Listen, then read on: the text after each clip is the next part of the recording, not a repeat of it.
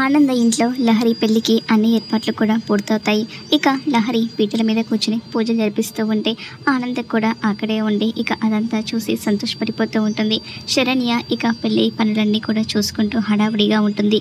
ఇంతలో ఇక సమీర అక్కడికి మారువేషంలో వెయిటర్ లాగా రెడీ అయి అక్కడికి వస్తూ ఉంటుంది. ఎలాగైనా సరే శరణ్యకు మత్తు మందు ఇచ్చి తనని కిడ్నాప్ చేయాలి అని అనన్యతో కలిసి సమీర ప్లాన్ చేస్తూ ఉంటుంది. ఇక తను అనుకున్నట్టుగా ఒక గ్లాస్లో మత్తు మందు కలిపి దాన్ని శరణ్యకు ఇస్తూ ఉంటుంది.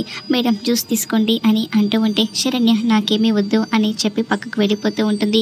ఇంతలో ఇక సమీర ఏం చేయాలా అని అనుకుంటూ అనన్య వైపు చూస్తూ ఉంటే అనన్య ఎలాగైనా సరే ఆ జ్యూస్ తాగించు అన్నట్టుగా సమీరకు సేగ చేస్తూ ఉంటుంది.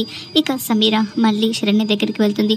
మేడం మీరు బాగా పనులన్నీ చేసి అలసిపోయారని మీ హస్బెండే పంపించారు అని ఇక ఫోన్ మాట్లాడుతూ ఉన్న దర్శన్ని సమీర చూపిస్తూ ఉంటుంది. ఇక దర్శన్ పంపించాడు అని తెలిసేసరికి శరణ్య సంతోషపడిపోతూ ఇక ఆ జ్యూస్ తీసుకొని తాగుతూ ఉంటుంది. జ్యూస్ తాగిన కాసేపటికి ఇక శరణ్యకు కళ్ళు తిరుగుతూ ఉంటాయి. సమీర ఇక శరణ్య వెనకాలే తిరుగుతూ ఉంటుంది.